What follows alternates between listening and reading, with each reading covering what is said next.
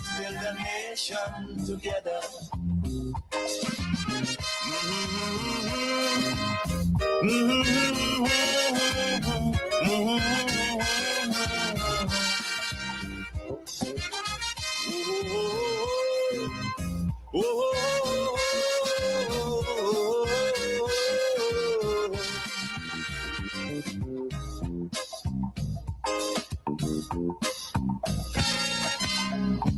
This also goes for every Trinbagonian who going to live in a foreign land. Now is the time to come home and do something instead of staying out there and freezing.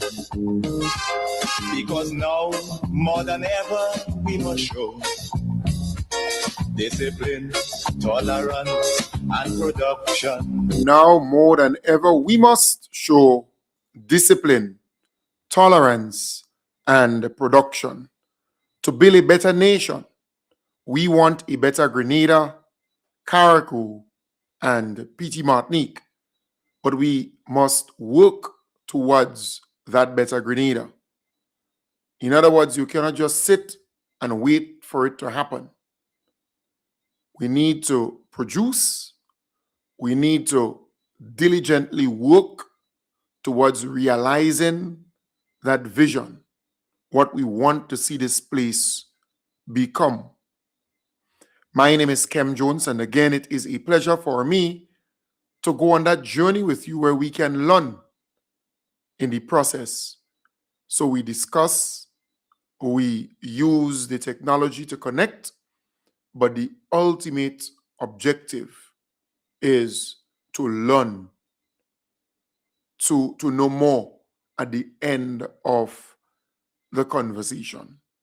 I want to encourage the folks on Facebook and YouTube to please share the live. Sharing is caring. I want to start off tonight by saying, do not trust the opposition. They're so desperate that they would do anything to gain power, even if they have to prey on the vulnerability of some. And look, I listened to an interview, and I think it's still going on a ride along, and I pity this lady. I feel sorry for her. And some people may say, why? Why are you feeling sorry for her? Because I think though she had ill intentions, in my belief, to record a conversation between the Minister of Health and herself. Because from the get-go, it came across as though she's not genuine, she's not sincere. And I am still trying to recollect whether or not this same person called me some time back, and I indicated to the person, I am not in any position to help you. I am not in any position to counsel you. I am not in any position to refer you to anyone, because the person was speaking in such a way that caused me to conclude that something was definitely not right. And I'm a person who could gauge that from the get-go. And I think I encountered that person in the past, just her voice, just the way, and she's able to give you a kind of tone, then come to a next speech, then come to, very good at that. But I'm saying I pity her because she was used. Based on what she said a while ago on that interview, she recorded this conversation, and that's something that she should not have done. She recorded the conversation, but who did she send it to? Who did she send it to? And then my mind goes back to this episode at this hotel where this individual claimed that her daughter was, something happened between her daughter and some Nigerian or something of that sort. And she said that she sent it to the opposition, right? She communicated with the opposition and that kind of thing. And you wonder what is at play. What is all of this? And then my mind goes to the horse situation. And who again at the center of all of this? The opposition. So you see, Grenadians are smart. Grenadians are clever. Grenadians are intelligent. You see, there is a level of desperation on the part of the opposition forces. They want power and they will do anything to get it. Even if they have to do things that are not legal, in my belief, or proper or appropriate, they would cross that line. So here you have again a lady who seemed to be in need of some kind of assistance. I am not a physician. I am not a psychologist. I am not a doctor. But as a layperson, I believe that this lady needs some assistance, some kind of evaluation, and some kind of intervention. That's in my humble opinion. All right? I am not telling you that she has any mental problem. I am not telling you that she has any mental illness. I am not telling you anything of that sort. Right? I am not in a position to do so because I am not a medical doctor. I am not a psychologist. I am not in that field. But as a layperson, based on my observation, I think this person needs some help, right? I think so. But what scares me the most is the fact that this person is saying she recorded the conversation with the minister and she forwarded, she sent that conversation to the opposition forces. And she didn't know that this would end up on social media, on Anna, or whatever platform, something unfiltered, that kind of thing, right? And you wonder, is somebody taking advantage of vulnerable people for political gains in the quest to get into power? That is my contention and my question. Are they taking advantage of these people? Because I remember the situation at the hotel. The person did not go to the police. The person and the police station is so close to the hotel. They did not go to the police. No. But what they did was communicate with the opposition forces, the opposition, the people in the opposition, right? And it's always this figurehead in the opposition that's involved in all of this particular individual. Come on. And I said to people way before, if you believe that this individual who was at the helm for years was bad or dangerous, hello, the one that you have to look at is this particular individual as part of the opposition forces is way more dangerous, in my belief, than who was there before as part of the opposition forces in this country. Because they're taking advantage of people because they want to get into power.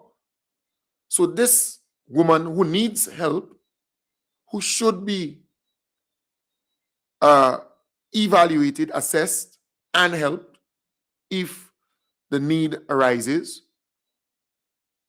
Here you have us saying on that interview that she recorded the audio conversation between she and the minister because she was seeking assistance.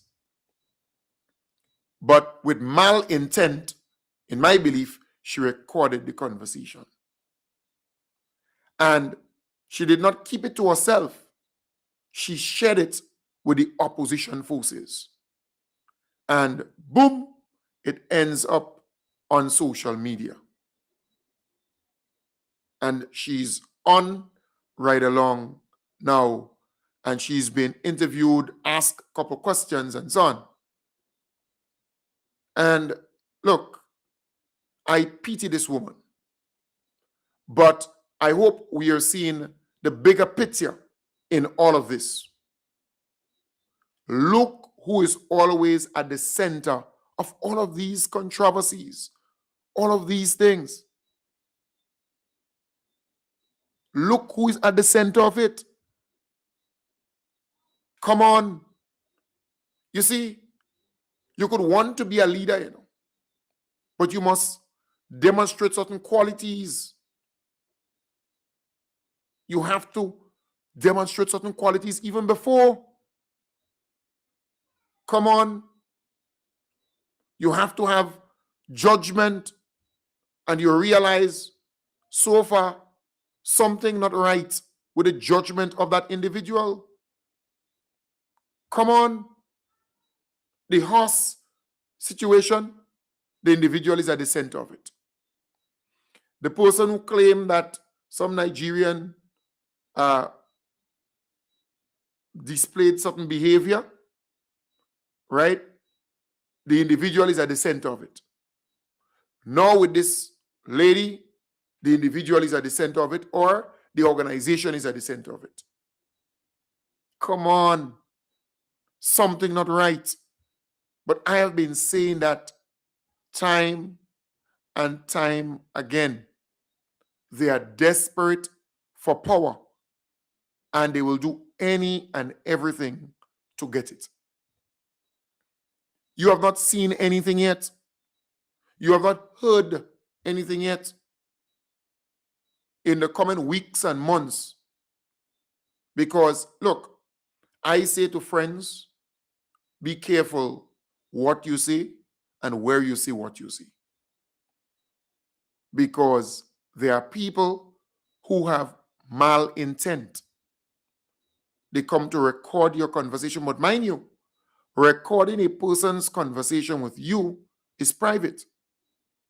And if you release that conversation without the person's consent, it is also a violation of that person. And you could be breaking the law. So you having a conversation with a person and recording that conversation unknowingly to that person, and then releasing it, putting it out there in the public domain with malintent can also land you in problems.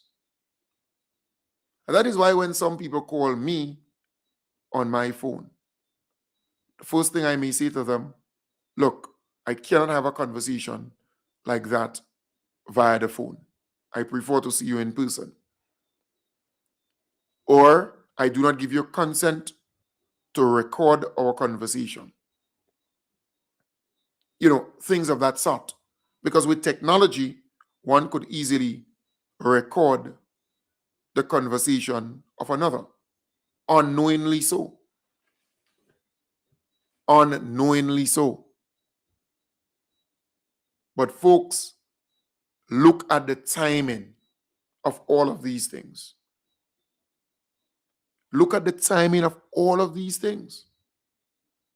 First, a pre-action letter was served to me that lacked legal substance and grounds to advance. That would go nowhere. But just look at the timing. Then now they release this audio, a conversation between this individual and the minister. And the minister did nothing wrong. Because what the lady is referring to, jokingly so, is what the minister said in the conversation. But it's nothing inappropriate, nothing wrong. But just look at the timing. It is happening after the rally, a very successful rally, where you had a lot of young people attending and a lot of women attending. So you have to look at these things broader. Once you are looking at the politics, you have to understand what is at play. They are desperate. They are scared. They understand that the NDC is the best choice. They know that the NDC is bringing opportunities for our people and transforming Grenada, Carriacou, and PT Martinique. So they know that. They know all of those things, right? So they're using this moment to... Zoe, what's that? Zoe, just close. Zoe, close the door for me, please. Right? So they're not doing this thing by accident. They're not. They're scared like hell. And they will do more. And that is why I say to some folks, be careful where you drink. Be careful where you eat. Be careful with the conversation that you keep. Be careful with the people who you find yourself always around. Because this upcoming election is a very crucial one, a very important one. And the opposition forces, they're running scared because they realize the NDC base is fired up, excited, and have the momentum. They also realize the people in the middle, they love the most honorable Deacon Mitchell, and they want him to remain Prime Minister for the next 10 to 15 years. They're excited about the direction that the country is going. Things are happening for people. And the folks in the diaspora, they're in love with the most honorable Deacon Mitchell and his team. They love the direction the country is going. So don't believe the opposition forces don't realize that. They realize that. So they are targeting certain people because they know Grenadians like that kind of drama. They like that kind of sensationalism. They like that kind of social media, blah, blah, blah. They know. They're fully aware. So you have to understand they're playing the game because they don't want us to focus on the good things that are happening in the country. No, they don't want me and you to have a conversation about the many infrastructure projects that are taking place, the many construction of homes, actual homes that are taking place. They don't want us to talk about those things.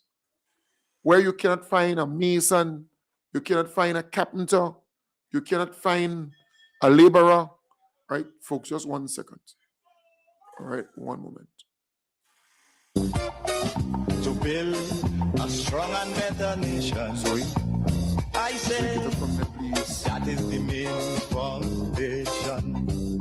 So come let us go hand in hand, because this is our land. Come my brother, come my sister, and let us build a nation together. Greetings, Prime Minister Honorable Deacon Mitchell, who also holds responsibility for infrastructure and physical development, has welcomed increased private sector investment in the country's construction industry. Recent developments include investments by Renault Construction, which has established a temporary concrete plant at Telescope in St. Andrew and a permanent facility at Woodford, St. John. The company has also expanded its operations to a 120 cubic yard asphalt plant. Namalco has likewise moved to invest in new concrete and asphalt production facilities. The Prime Minister noted that these investments are timely given the rise in demand for both government-led infrastructure projects and private sector development across Grenada. He said the expansion of production capacity by private firms complements the work of the state-owned gravel and concrete, helping to strengthen overall supply and support the country's ongoing development agenda. So what we have is a capacity and a supply challenge where you have significant demand. Gravel and concrete and some of the smaller private firms that supply concrete simply does not have the capacity at this time to supply concrete in the quantities, the frequency and the timing that is demanded both for government projects and for private sector persons. I've had stories of persons having to wait for inordinate periods of time to get concrete. Even a lot of the small concrete roads that the governments are doing in communities and so on. Every time when I ask why the road isn't finished, basically the response is, so we're waiting on concrete. And oftentimes it's from gravel and concrete. So there's enormous demand.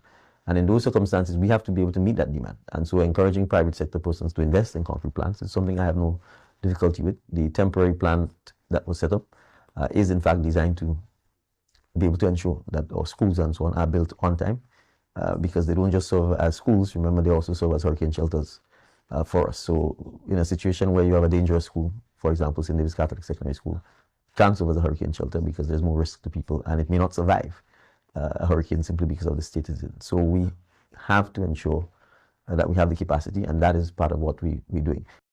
Prime Minister Mitchell said the government will also play its part by reopening the Telescope Quarry, as the only privately owned facility at Mount Hartman is currently unable to satisfy demand. Also making efforts to have the Telescope Quarry restarted because we also have a shortage of aggregates on the island. The only aggregate plant that is operating is at Mount Hartman. The residents, they have complained about the failure to actually have the environmental standards dealt with to limited number of dust, the amount of dust that has been emanated from the site. And again, similarly, we've had to wait in many instances for the aggregates. We've had to wait for asphalt for long periods of time to even do road repairs. So that's also been a challenge for us in terms of asphalt work. And hence, again, we've had to support more asphalt plants coming on the island so we can meet the demand to address the state of the roads, which I think everybody's talking about. But if you don't have asphalt, you can't fix the roads. And if we only have one asphalt plant on the island, then essentially that plant can't produce. To meet the demand, we are not going to be able to solve the problem. Yes. So again, that's very nice. The most Honorable Deacon Mitchell there, speaking about the asphalt plant and concrete plant and all that kind of stuff to get our roads going again and fixed. And I love the direction he's heading, because anytime you have a monopoly when it comes to asphalt or concrete or anything of that sort, you would end up in problems. All right, aggregates again. He spoke about aggregates, and they can get that exactly at the Telescope Quarry. So that's good. That's good. I love the direction the country is heading. So, folks, I was saying to you, you have to understand the desperation on the part of the opposition forces. They want power desperately so. And they are willing to do any and everything, even if by preying on the vulnerability of some people or taking advantage of some people. Because this woman, I think they took advantage of her. It's just sad. Really, really sad. Trust me. Sad, sad, sad. But you would see more of that in the coming weeks and months. They would concoct stories. They would come up with all kinds of stuff, all kinds of funny recording, all kinds of allegations, That's what they're accustomed to. That is what they know. That is what they know. They cannot debate issues. So if you ask them, what are your plans for healthcare? What are your plans for the agriculture sector? What are your plans for the education sector? What are your plans for the human resource of the country, and how do you intend to improve, to enhance, to develop that area? How do you intend to make it better? Or tourism, or the blue economy, or they cannot tell you.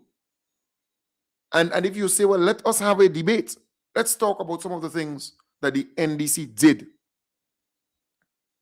in the area of healthcare. Let us talk about some of the things that the NDC did in education or in agriculture. And let's talk about what you think can be done as we move forward. They cannot help. They cannot tell you.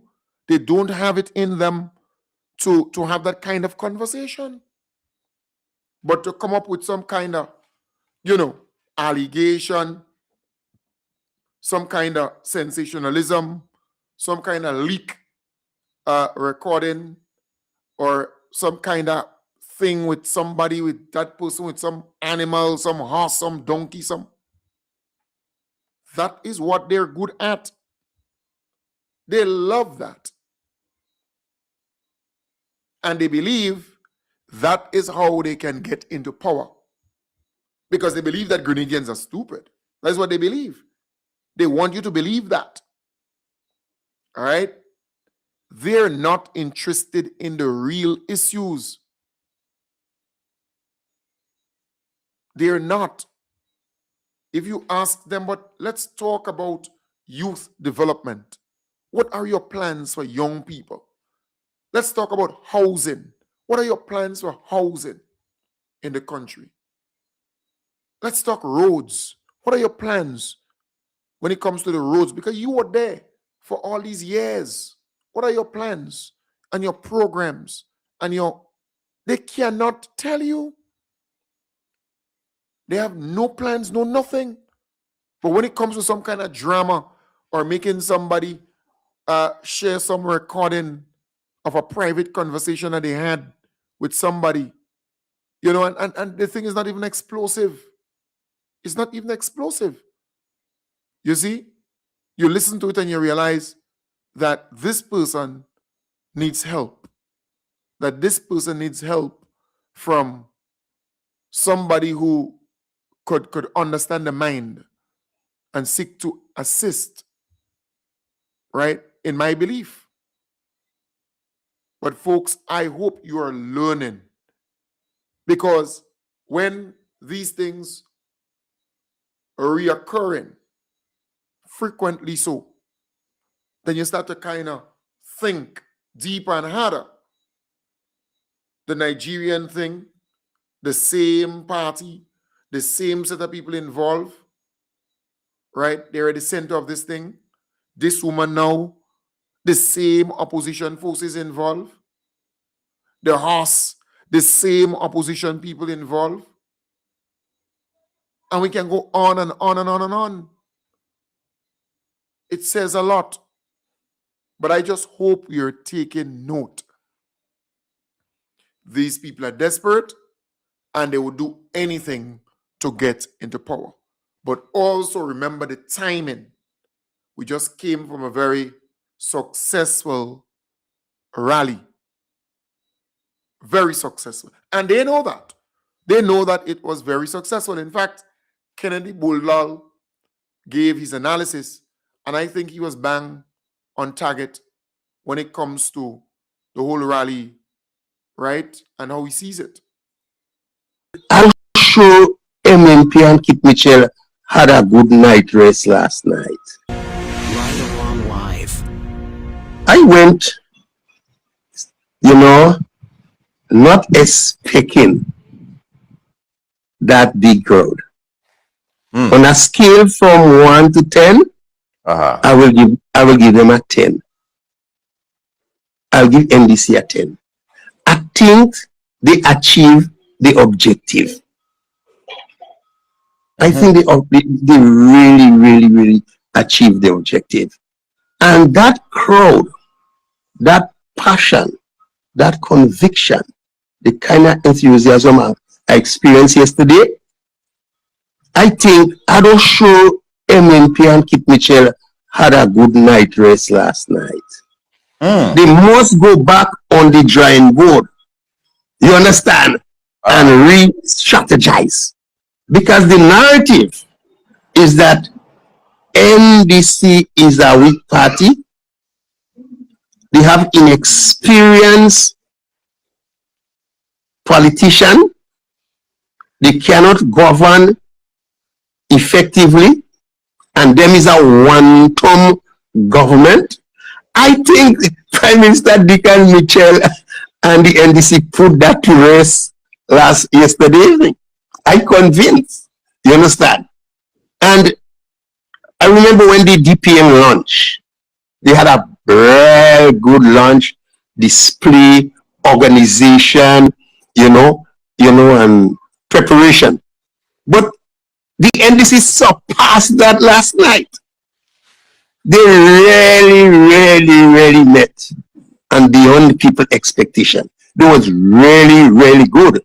And every opposition party must face the reality that NDC is not a walk over come next election. Clear sign. Because you had the different strata, and I was looking at the different strata of the society, the people who participate to attend the rally. And there was a lot of youth involvement. If you go to a function and you see only people with only 40 years and over, you understand? You start asking, hey, where is the youth involvement? Where is youth participation? Because 65% of the electorate is 35 years and under. So you must have a lot of youth involvement, participation, in order for you to feel comfortable. And Prime Minister Dickon Mitchell, he was so comfortable, so much confident yesterday evening. He wasn't afraid to say, well, look, my election will be later on in the year. He decided to ambush nobody and have the date in the back pocket and hide it. So much confidence he have. He could say, look, we will be writing the constitution and the party manifesto after the election, after the carnival. Yeah. And, and after, he will decide when he call the election. He didn't talk about 2027. That is the kind of confidence he have in his party and the belief that the opposition is no match to him. This crowd yesterday, we said that chilling down the spine of the NNP, who always, with that narrative, and this is a one-term party, man, don't worry that. You understand? It's a message. I don't know if they slept good last night. But, and what I like about it, it gives the movement enough time to consolidate, build a structure, build the organization, go out there and engage in conversation with people and build the party brick by brick. Was Kennedy Bulldall there and his analysis, but he is correct. I said so when I went to the rally. I saw the amount of young people who were at the rally and the amount of women who were at the rally, and it augurs well for any political organization when you can get the young people and women to follow you. You always have men going to rallies, so that is not worth mentioning, right? Generally, you have men going to rallies. But when you see a lot of women going to rallies and following your party, and a lot of youth going to your rallies and following your party, it says a lot. It says a lot. And NDC is organized. NDC is very organized. And they are doing stuff behind the scenes many people don't understand. Things are being done, right? And the NNP is scared. NNP is scared because they thought NDC would be some easy walk over. And, you know, they were thinking as though they existed in 2008 to 2013 when the NDC had, the rumbling and the infighting and the issues, right? That's not the same NDC. Those elements are no longer a part of the NDC. And that is something that you must know. You have one leader who commands the respect, who earns the respect of his members and the supporters, and he is the captain of the ship. There is unity. The country is stable. Things are happening for people. Opportunities are flowing for people. And that is what you want. That is exactly what you want in a leader and in the country, right? Investment opportunities are coming. And I played for you a piece a while ago, right? Grenada secured a series of major investment commitments following a high-level international mission led by the Grenada Investment Development Corporation, GIDC, marking a significant boost to the country's economic development agenda. The three-day mission, held from June 16 to 18, 2026, brought together investors from Africa, Qatar, United Arab Emirates, and other international partners, alongside senior government officials, to explore large-scale development opportunities across key sectors of the economy. The mission was spearheaded by the GIDC and culminated in the signing of 5 memorandums of understanding and 1 investment agreement, signaling strong investor confidence in Grenada's long-term growth potential. This meeting had high-level discussions with government officials to understand the vision for the economic development of Grenada. This included various sectors, critical sectors to the economy, like energy, where we discussed renewable solutions to power over 100 megawatts of power for the island of Grenada. Food security, where we discussed launching both a mariculture project and an aquaculture project to do fishing and the growing of food in greenhouses in Grenada for both local, domestic, regional consumption. We also discussed how to improve the hospitality and tourism sector by building more hotels and quays in the island.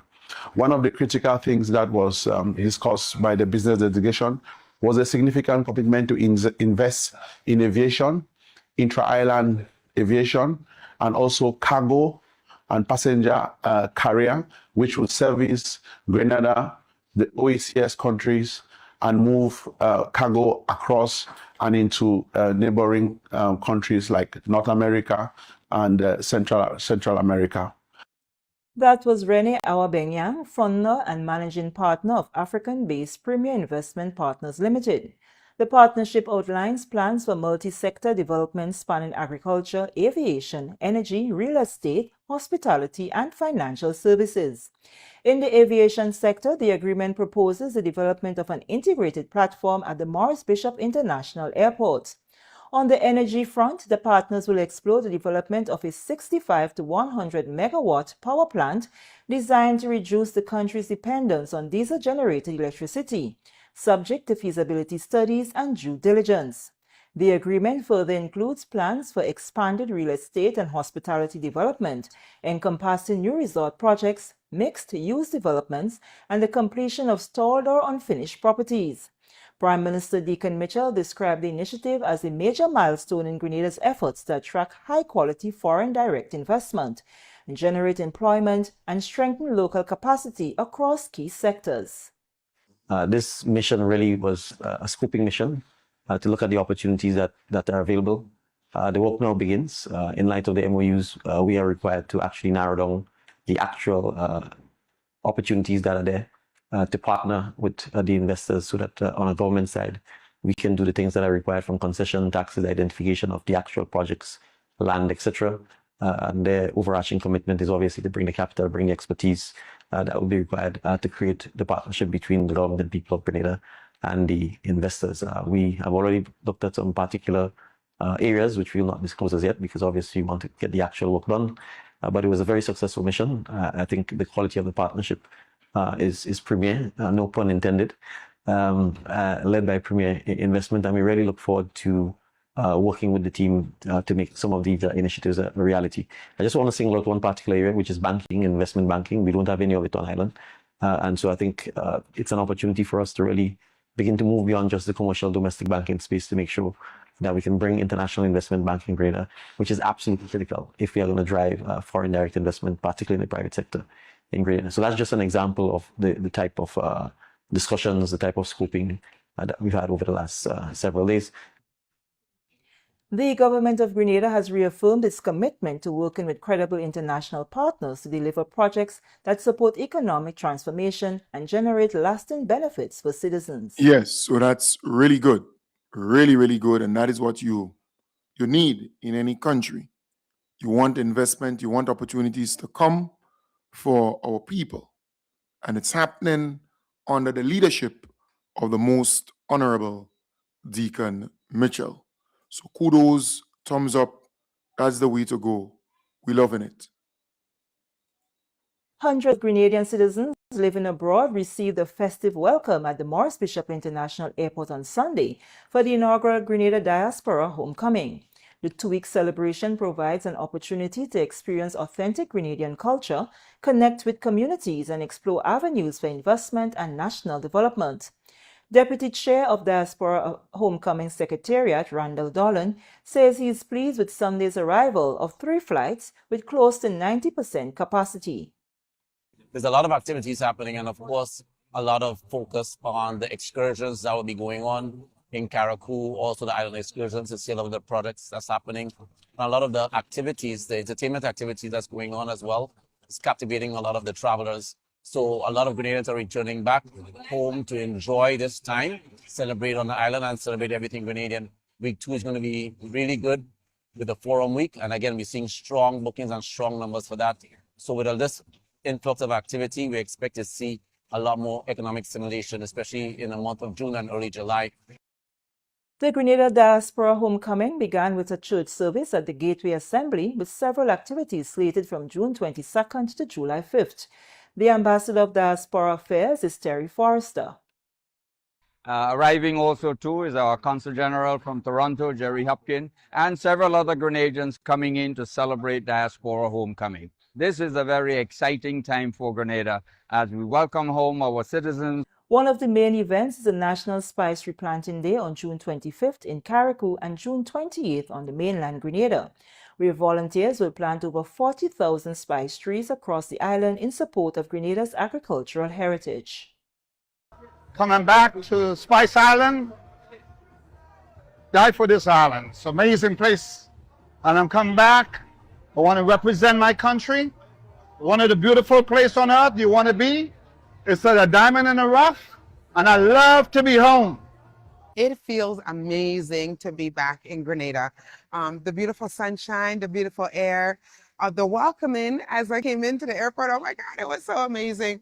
So the welcoming is fabulous, the air, the people.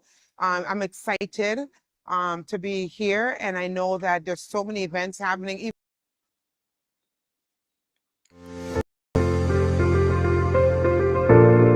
Grenada, we're inviting you to be a part of something meaningful. On Sunday, June 28th, as part of the Grenada Diaspora Homecoming 2026, we will host the National Spice Replanting Day.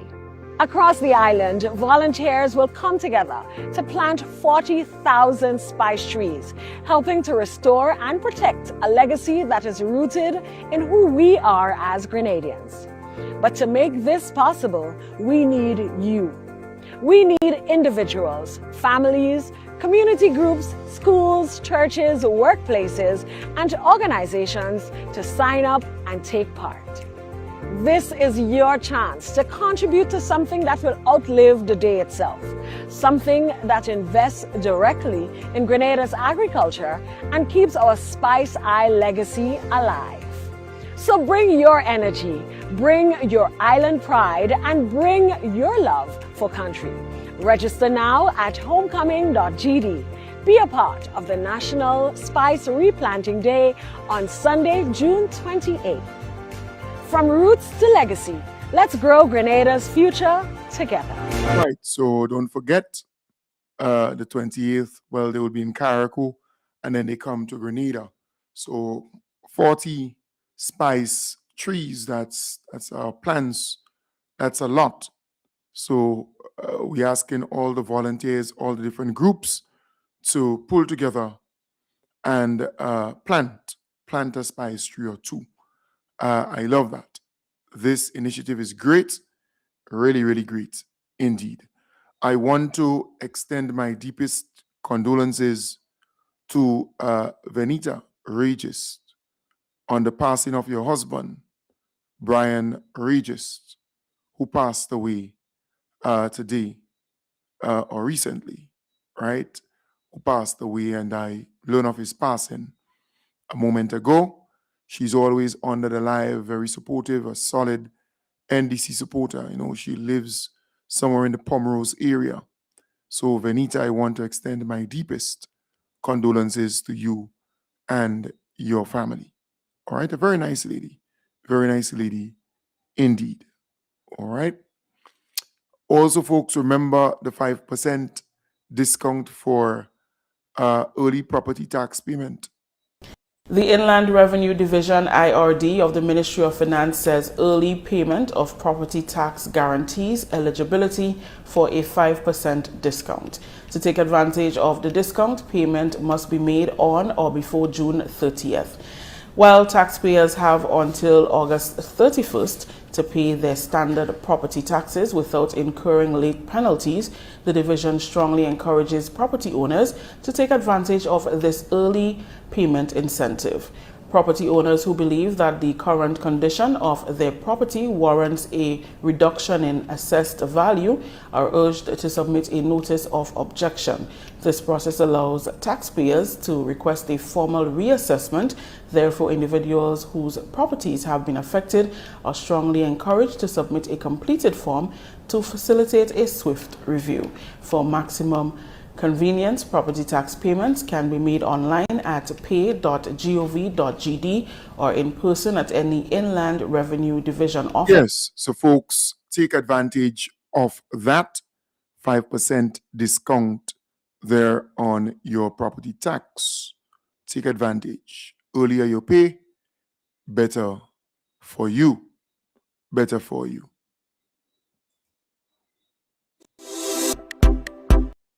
If you go to the Vincent's Windsor Forest area, you know, this is a very narrow road with very limited capacity to expand in a highly residential area. And what we were able to do, I think first is to involve our local contractors, many of them to do the culverts, the drains, and the road widening as the retaining walls, the driveways as much as possible.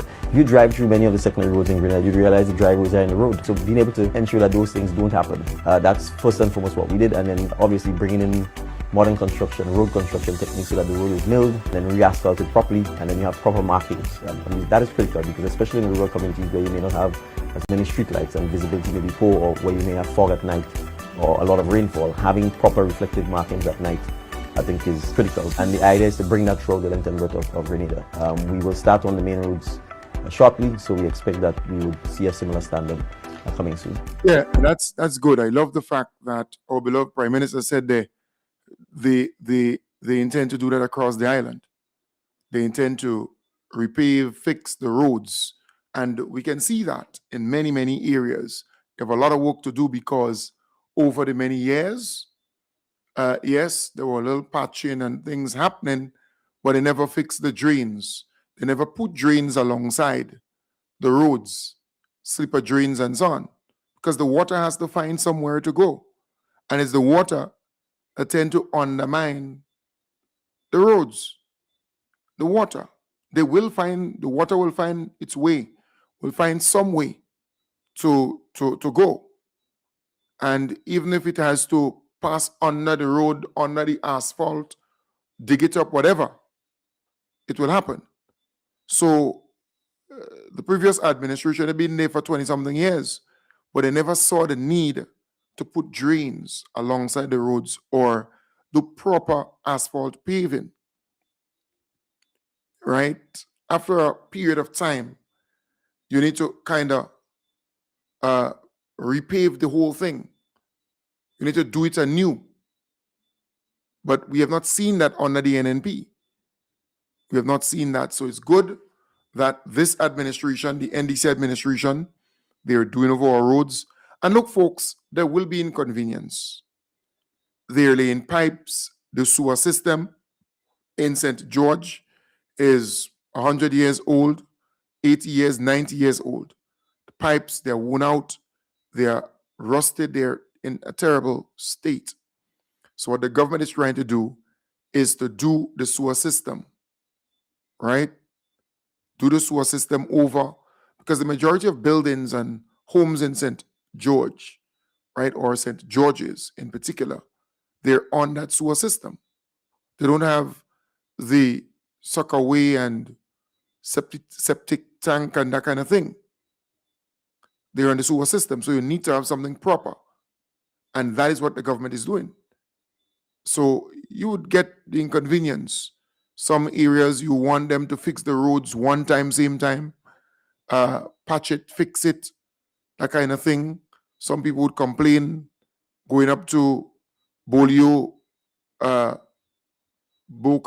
Bolio, I think, right? Mount Gay, Bolio, that area there, you hear people start complaining about the holes and the this and the that. Then you hear some people complaining about the Grandlands area. Some people complaining about some areas in St. George's. So you're going to hear people going to complain. But you cannot, always just heed to all the complaints and complaints and complaints. Yes, sometimes you have to listen and sometimes you have to act. But sometimes, again, you could do nothing, really, than to just continue the project. Yes, they're going to get some inconvenience, but when it's done, they will all be happy. They will all be happy. So it comes with, development comes with certain inconveniences, and or people need to know that. And I know motorists will be kind of frustrated because the rain falling and some of those areas are very muddy, the Carenage, certain places. But it's expected. It is expected around this time. But the government, they know, and they will fix all of these roads in due time. All right? So, again, give them some time. Have a little patience. Things going to happen for people. All right. Nice. Yes, we want to beat them. We want to give it to them. So, we in the South, and tonight is a celebration. So, I want to sing a song for my brethren. So, all you, hear this. All you have to join with me and hum. The song goes so. And he walks with me, and he talks with me, and he helps me build my home. And he's always there to care and share, while the alley moan and groan.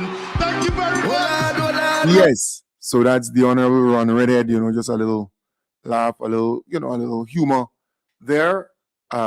He understands the politics in real time. So big up your whole self, the Honorable Ron redhead. Folks, I want to again say to you, we have to remain focused. Understand that the opposition forces, they're hungry for power. They're desperate for power. They would do anything to get it. They would prey on the vulnerability of many people. They would force them to record conversations and release it. They would force them to accuse other people and do all kinds of stuff. All right? They will do that. So kind of bear that in mind and expect those things to come. So I want to wish you all the best. Wayford Studios. Grenada small we, but confusion big. One letter reach, one name call, and suddenly everybody asking, who exactly is Dr. P? Hey, hey. Who is Dr. P? Somebody tell me please. Who is Dr. P? The whole country weak in the knees. One say A, one say B. Wayford Studios. Grenada small we, but confusion big. One letter reach, one name call, and suddenly everybody asking, who exactly is Dr. P? Hey, hey. Who is Dr. P? Somebody tell me please. Who is Dr. P? The whole country weak in the knees. One say A, one say B, one say maybe C, D, E. Who is Dr. P? With the real Dr. P? Wayford Studios. Grenada small we, but confusion big. One letter reach.